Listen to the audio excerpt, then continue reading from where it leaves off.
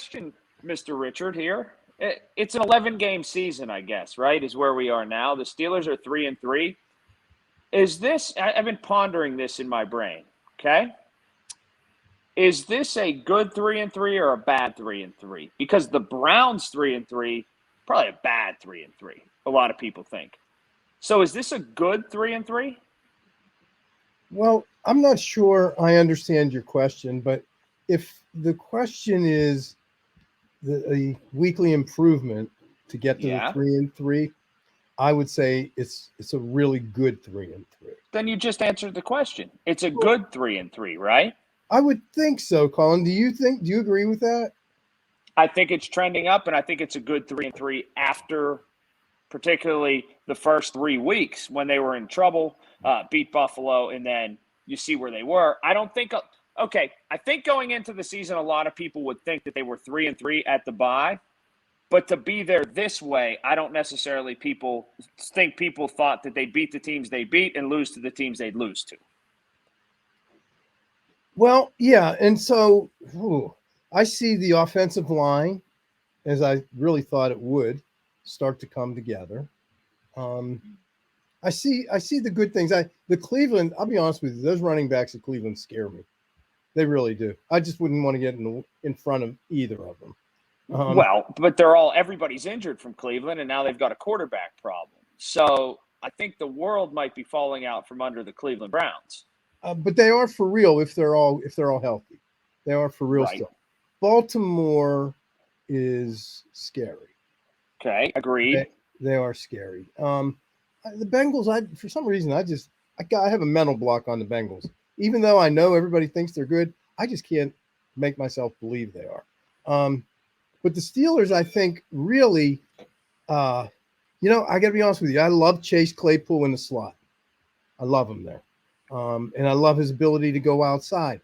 I love all of our offensive weapons. I get a little concerned at our tackling. I got a little concerned last week. Well, I think everybody did in watching them try to tackle. And I guess then it leads to this. Are the problems that you just laid out all the problems, right? You like Claypool in the slot, that works, but it takes away from the outside. The tackling is just terrible, whatever. It gets back to exactly what I've said, though. A win with this football team supersedes all the complaining that can be done in-game because this is the most week-to-week proposition football team I've ever seen in my time in Pittsburgh. You know how we would buy records, right? And you would buy an album and a song would flow from this one to this one to this one.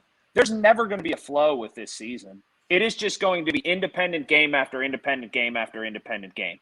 That's how this is. So a win is a win for this team. Take it and run to the next week. That's how I see it. There's never going to be any continuity that's manufactured through this team. It's just not going to happen. I have the greatest respect for you and our friendship, and don't be mad. But there is a but coming. Let's hear it. Yeah, I disagree. How so? I think it's coming. I think the continuity is coming as we gel as the team. And to me, everything starts and stops with the two front lines, the offensive line and defensive line. And that offensive line, to me, is just a work in progress and just about coming to the late, middle, early end of the season. I think they're going to be just badass. I really do. I believe in them. No, I do. I believe in them. They're badass. All right. We all have like touchy subjects at work, right? You have them. I have them, of course. People have them at home. Is it because it got broached earlier this week? Is it a touchy subject to bring up when is Tuitt going to be back? Or seems to be on the Steelers side. I don't know why. Right. And I don't know why it is, but it seems to be. Didn't I just see him in a brace? Is he still in a brace? He's in a brace. Obviously, his brother met an untimely demise. It was terrible what happened to his brother. He's coming back from that. He is, but then you look at it from a practical football sense. There had been the injury, and also there's a big cap hit. So they don't owe anybody any explanation, but it feels rather cryptic in so much as I think fans want to know to put their minds at ease. Number one, what is he going through? Is it physical? Is it mental? Is it some of both? And two, When can he get back out on the field? Because we know him as a football player. Well, that's true, but I think he does need his privacy respected. I think a lot of it has to do with his personal situation. That's not an informed opinion at all, but I can only imagine. I try to put myself in that position, and I can only imagine what that must feel like for him. Yes, there's a physicality to it, but then again, from the football business side of it, next man up. It doesn't matter. We'll come back and we'll take care of him in any way we have to, physically, emotionally, and help him through whatever he's going through. But as far as being on that football field, it's we just have to go play the game, and we are. And I see that. I see every part of it. I love it. I just do. What about Minka? What happened to Minka? Well, I don't think. Okay, I live in an amplifier, right? In what I do, everything that somebody says is amplified. If they say something nice in my world and what I do, it's amplified positive. If they say something negative, you're the worst person in the world. I think this has been amplified how bad his play has been. They make it out to be he's terrible, and it's because he set a bar that was pretty high because of how well he played previously. Does he need to play better? Absolutely, positively. Is he a problem? He's more part of the solution than he is the problem. Yeah, I agree that's with that. for sure. Yeah, I agree with that too. So, but I will say that's in the short term. In that short term thing, you can deal with now. In that I think that there's a lot of squeaky wheels that say he's no good. But there is a very real long term situation, in so much as the play right now is good enough for now, but it certainly does not merit a long term contract. No, I don't think it does. But here's the thing that makes me crazy. This is the same guy that 2 years ago everybody thought was the Messiah. They thought he was great. They thought he was wonderful, and he played great. Right. He didn't just flip a switch and say, I'm going to decide not to play great, or I don't have the ability. He has the ability. We've seen it. What's different? That's what I would start with. What's different? I don't know what's different because I'm not a coach. He played center field a lot when he first came here. I don't know if he's still doing that. Are we still using him that way? That's rhetorical. I don't know that. But that's the questions I would ask, because that seemed to fit his style a lot. There's a danger in when you change games, right, in totality. And Juju went through this early in his career. He changed games. He was a home run hitter. He was somebody that went deep. Whenever you do that, then there's an expectancy to change games. You know what? It's so funny you say that. Juju sat right here in my office, and I asked him, why did he change? What happened to the guy slant across the middle running 75 yards for a touchdown? Where'd he go? You know what he said? Good question. So, I don't know, but you're right about that. It's an interesting point that you bring up when you change your game. But so do you see, has Minka's game changed? Have they changed his responsibility? I think it may have. I don't know if they've reduced his responsibility. I think that he's just doing some different things. I think he's coming nearer the line of scrimmage a little bit. I think he's not just playing center field. And also, don't lose sight of the fact that the other coaches and the other players get paid. And perhaps they're tinkering their game plan now to circumnavigate him because he is that good at times. Yes, I agree with that. And I do think that's the point I think is most accurate. But there is a player, and boy, forgive me, I don't remember his name, and who played lights out against Seattle. It was a corner. Was it 26? No. Cam Sutton. Was it Cam Sutton? Did Cam Sutton play lights out? Played pretty good, yeah. Somebody played really well on the corner, and I loved it. And it made me think, isn't this the trade deadline? What about Joe Hayden? No. And here's why. I don't think Joe Hayden will fetch back much because he's a guy that's a little bit older. Joe Hayden is the kind of guy that would have success here as the guy who is the oldest guy, kind of the leader of that cornerback bunch. And if you're trying to win now, or at least how much ever you can win now, what's it really leverage getting a 5th or 6th round pick or getting a 4th round pick even for Joe Hayden? What does that do to help you in the immediacy, and what does it do to help you in the long term? Why not just ride his contract out? Because I don't think there's a big need or gap that a team has for Joe Hayden. That's a good point. But I thought he would be expendable at this point. But you're right. There's not a lot that can come back for him at this point. He's sunsetting his career basically. And What do so, you think of is Ben? Now, here's something that I think is a real issue. Ben Roethlisberger is obviously getting older. He has a finite amount of throws and hits that he can take and all of that. And there's been some issue about him practicing all week and taking off on Wednesdays like veterans normally do. So they still need to grow as an offense. If they grow as an offense and Ben is out on that practice field a lot, the argument will be, hey, we're just putting more tread on these tires that don't need to be there, and we got to get through another 11 weeks, and that's it. What do you do with the workload of Ben Roethlisberger? Do you tell him he needs to start practicing a little on Wednesdays or not? Because that's been a hot issue.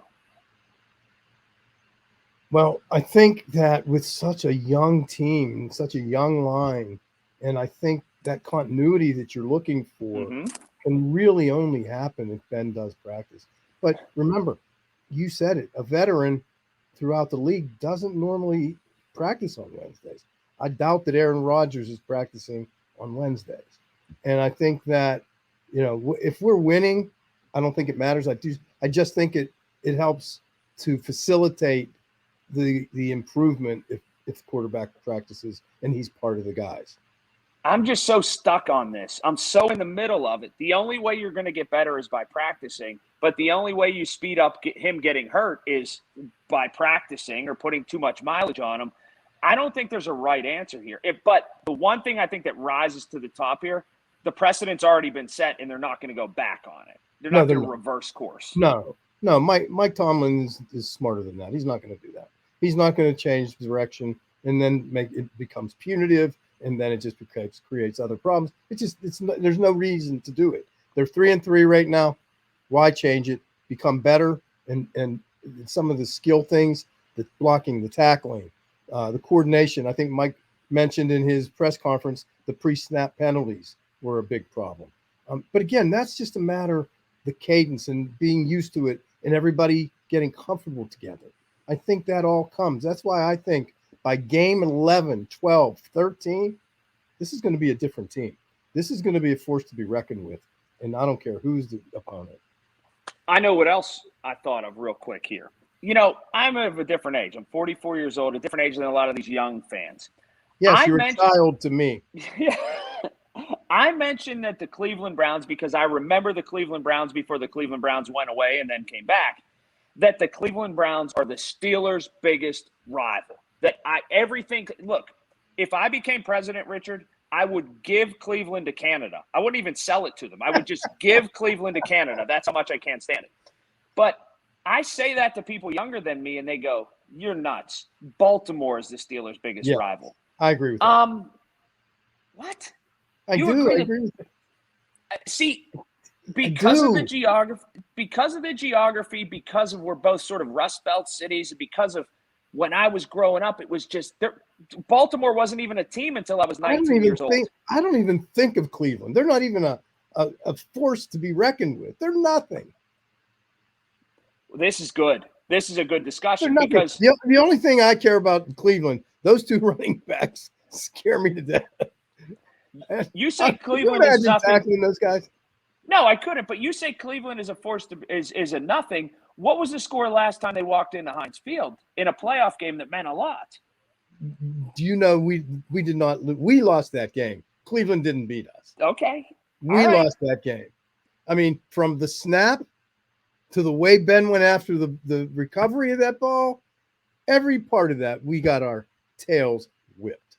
I just still look at Cleveland, and the coach was home with COVID. He was, right. He didn't even have to coach them. They were that good. I still look at it like Cleveland is the biggest rival, and I can't believe you don't. Baltimore, they're nasty. We go back to, oh, my heavens, the guy that's the announcer now, Rodney, was it Rodney Harrison? Oh, he was with New England, yes. But you go back to Flacco, Ray Lewis, Ed Reed, all of those guys. Oh, my. Are you kidding? Those guys, they were the enemy, and they stomped us. I mean, I used to hear rumors that there were bounties on people. And that's just a rumor, obviously. But that Baltimore would put bounties on people like Hines Ward when Hines was here. And that's an interesting question and answer also. But that's really serious stuff in Baltimore. I guess I'm on an island. I guess I'm alone. But Well, I see that orange. You're not alone. I see that orange. I see that just hour and a half up the turnpike or so. I see those people that act like heathens. It's just that Cleveland does it for me. They will always be the biggest rival. Can I get you some Cleveland tickets and make sure you go?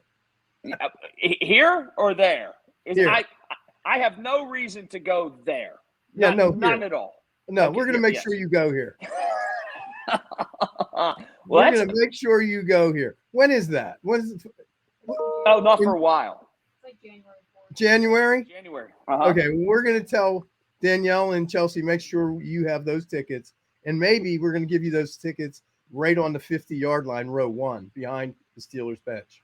Well, that might be something. I might be like that man that got pulled out for waving the terrible towel on the field and ended up with his night on Ross Street and First Avenue down there. No, I wouldn't do that. All right, last thing. 11 weeks, right, is what they have left. They're 3-3. They got 11 weeks left. Over, under 6 wins. How many? 6 in those 11 weeks. 6 out of the 11. So they Correct. end up So 9 and 8. Yes. Oh, no, better than that. Oh? Better than that. Yeah, I'm saying 10-7. 10-7 overall. So that they will they'll go 7-4 in these last 11. Yes, I believe they can. I think they're going to go right on 9-8. I think they're going to do that. And I think they are, the way I'm looking at it right now, they're a playoff team at 9-8. I think that's what's going to happen. Well, if they're a playoff team at 9-8, they're going to be a spoiler to somebody because they're better than a 9-8 team. And unfortunately, they started a little slow, but they're still only down 3 games. So remember how deceiving that is. Last year we were 11-0, right? And then the wheels came off. So what changed? A lot changed actually last year, but I'm liking the way Matt Canada is starting to call the plays.